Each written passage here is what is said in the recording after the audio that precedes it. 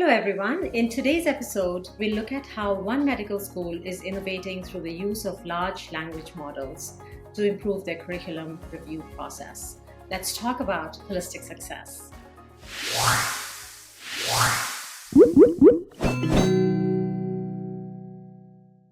Hello, I'm Anju Visen-Singh, and I'm the VP of Marketing at Acuity Insights. Welcome to this episode of our Holistic Success Show. Here with me today is Dr. Deborah Chang. She is the Director of Curriculum Evaluation at the Joe R. and Teresa Lozano Long School of Medicine at University of Texas Health, San Antonio. In her role, Debbie oversees ongoing assessment, evaluation, and reporting efforts to ensure that all components of the educational cycle for medical students are meeting stated goals and learning outcomes, as well as to identify opportunities for program improvement and enhance student success, of course. Recently, Debbie has engaged in a very innovative project and a very interesting exploration of the utility of large language models in evaluating narrative components as part of curriculum review, alongside our research team here at Acuity Insights. Thanks for joining us, Debbie. I'm so excited about discussing this project with you. You know, everyone is looking at how to use AI in their work, and it is so amazing that you're using this technology for such an interesting application. Well, thank you for having me. So great to have you on the show, Debbie, and thank you for taking the time. Let's get started. So, first and foremost, tell me, what was the trigger for you to use these large language models, or some type of AI, to actually understand and evaluate the narrative comments about your school's curriculum?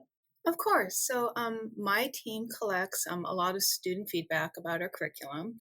Because of the structure of our preclinical curriculum, we collect both quantitative and qualitative feedback on a weekly basis, as well as at the end of each course. I also collect ongoing feedback in our third year clerkships, as well as our fourth year didactics. And although I have two support staff, one of my primary roles is to prepare the course evaluation reports for our curriculum committee. And sometimes we have at least 2 to 3 course reviews per month.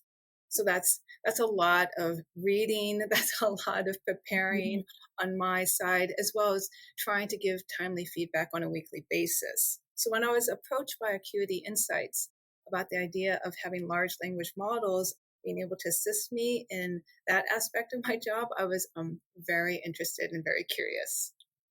Yes, of course. Like, I can't even imagine if you're doing so many reviews, the amount of just content coming through. So what were some of the challenges that you were seeing, and what was your team and your staff saying about having to deal with all of this information coming to them? So it's a lot, right? I'm collecting reports on a weekly basis, at the same time trying to collect reports basically every 3 to sometimes 6 weeks to turn those around. And it got to the point where I was just downloading raw data. I was just downloading the raw data reports and sending them out to course directors or curriculum committee members just to get them the information and trying to be timely about it. But, you know, folks just don't have the time to process all that on their end. And because we have so many students in our cohort, we have over 200 students per cohort.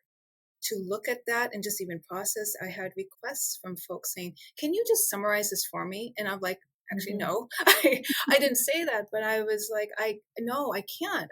You're lucky you're getting this within 3 days time so that you have it. So unfortunately, it was like, we were just like a machine. We were just sending out surveys, collecting it, turning it back around. And it's a lot, but I wanted to be more helpful. I wanted to help the faculty members, the instructors make sense of it, because then what's the purpose of collecting the feedback? If it's too overwhelming for folks to really read and understand, then what's the purpose of our process? Yeah, absolutely. So this was a situation that you were living every day, and then people that you were trying to support by sending relevant information to them were also drowning in all of that information that was coming to them. So then, there was this potential solution that sort of you discussed with Acuity Insights. But as anyone that steps into AI, there's always a bit of a reservation, and some concerns about risks.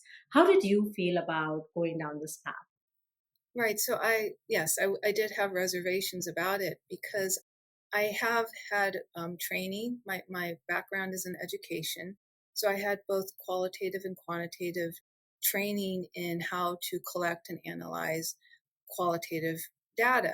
And it's the traditional way. You read, you reread, you read it many, many times. You go through a process of coding and you develop themes. And it's also one of those forms of inquiry where you're supposed to become very familiar so you can hear voices and so you can represent the stories that are being told through those qualitative data. And up until this point, to me, AI was like the word clouds, sending these narrative comments, these narrative data through word clouds to be like proxies for themes. And I looked at it and I was like, that's not what themes are, right? My training was like, that's not the way you develop themes. You can't just find keywords and say, these are the main themes. That's not the same. So I was very skeptical, but at the same time I thought, well, let me be open to it. And in Acuity Insights, they said, they talked about what their process was. So I approached it with curiosity and I thought, well, let me see it. Let's test it out. I have my process down. Let's test it out. And so I challenged it in a sense. Yeah, the true symptoms of being a trailblazer is that you get curious to step into that space, and you essentially check it and test it and then see how you're going to go forward.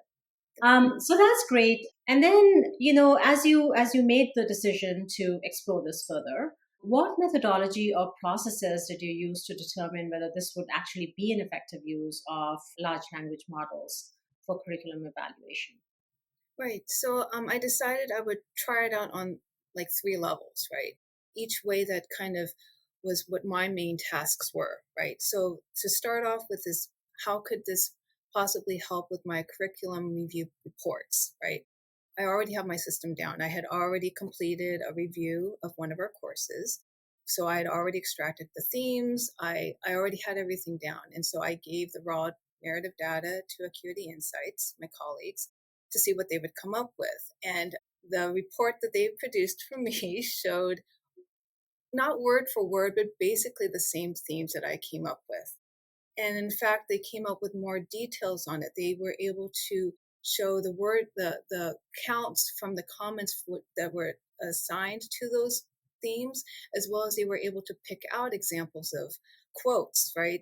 That's what I'm supposed to be doing, but I just don't have time to do it. At best, I can come up with the Right. themes.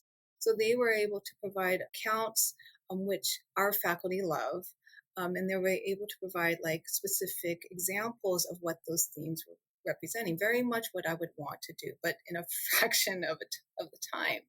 So that was the first sort of level that I tried it out on. The second one was seeing how quickly I could do something similar where the turnaround time is weekly. As I mentioned, we collect weekly feedback to give back to the course directors that are currently informing their teaching their courses. And so I have like just 2 or 3 days to turn around these reports. So I took one of the weeks and I sent it to Acuity Insights. They developed the themes for me. They had examples, and I sent that back to the course directors like within that time frame. And they loved it because again, it helped cut down their time to process the data, and it targeted what they needed to improve on in the moment, right, during the course. So that was another area that helped me. And then finally, at the end of each course, I meet with the course directors. Mhm. It's a reflection meeting. I get their insights on what they thought went well, what they think they need to improve upon, and what they sometimes like to do is they like to look at those student course feedback reports. But like I said, there's so much data, and I can't synthesize that for them before the meeting.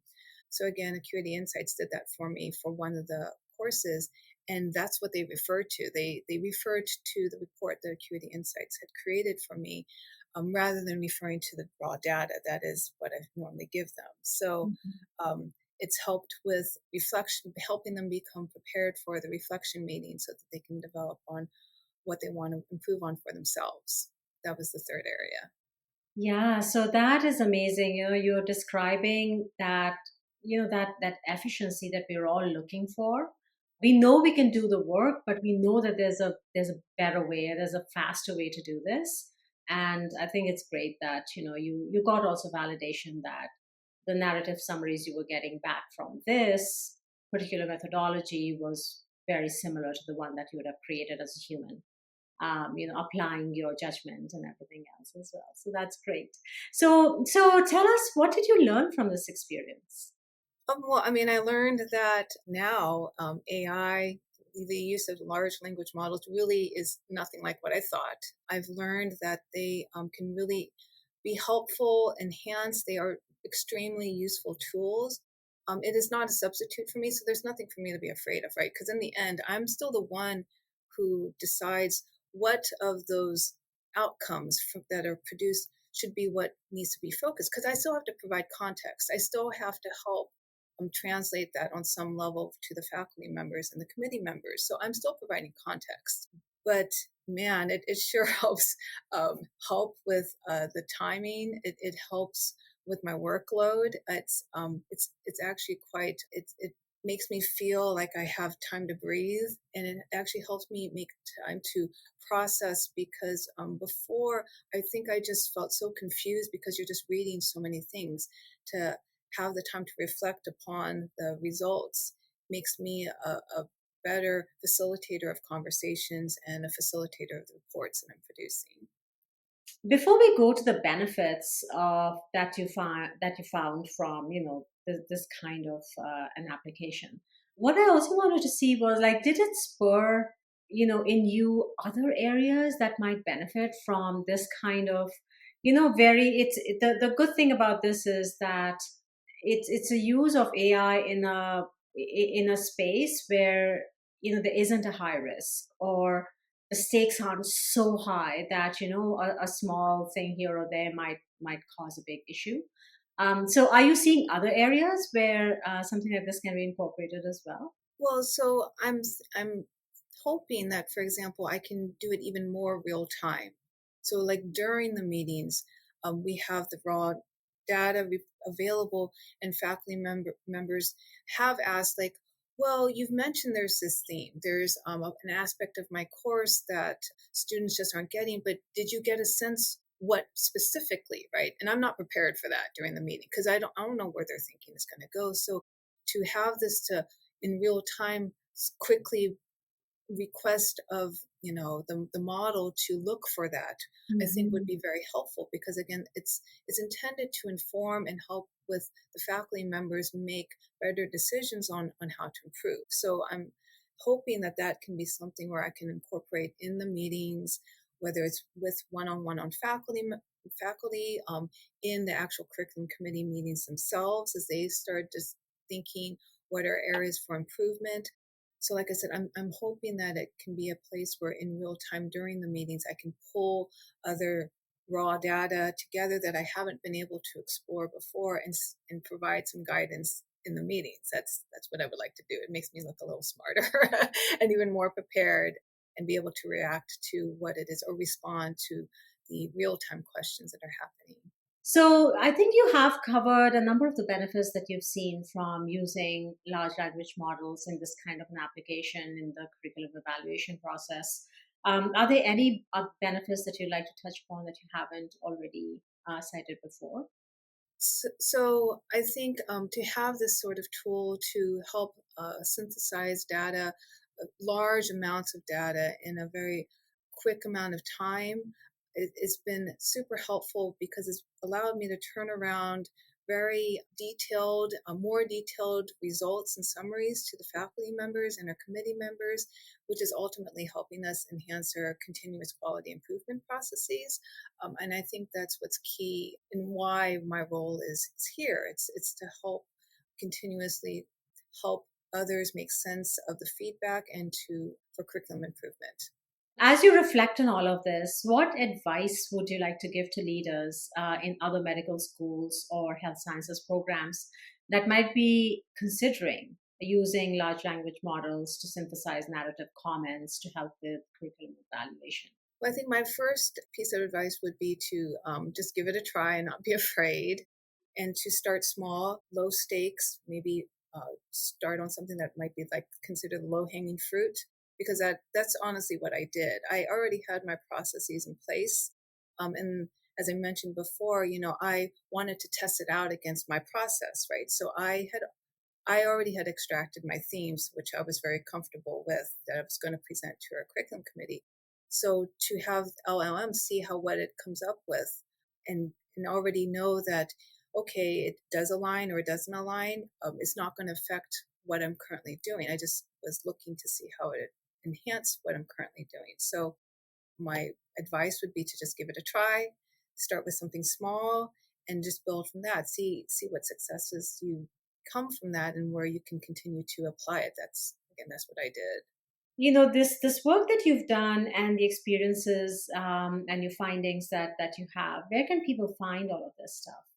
So my colleagues, I want to give a shout out to Doctors Alex McIntosh and Cole Walsh. They were my colleagues that I was working with Acuity Insights. So the three of us, we have a research poster that is going to be presented at the AAMC Information Technology and Academic Medicine Conference, which is later in May. And it summarizes what we've done and our findings to date. And it was accepted, and I'll be there. And very excited that it was accepted to be presented. I'm excited to talk with others on that topic. We also had a session accepted for the National AAMC Conference, the Learn Serve Lead, in November, and we'll have a session there as well. That's great. That's one of the biggest conferences for medical education. So, I'm so glad we found you at the front end of this immense scale that I'm sure we're going to see after people hear from you in terms of the use of AI and large language models in curriculum evaluation summaries. Thank you so much, Debbie, for taking the time and for being with us and for sharing your experiences with us. Thank you so much as well.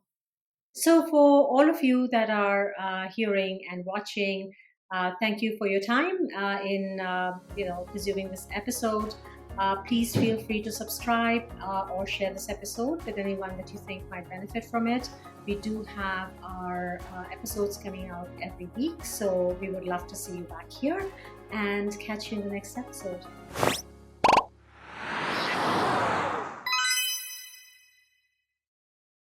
If you enjoyed this episode of our Holistic Success Show, please be sure to check out our other episodes. And don't forget to subscribe.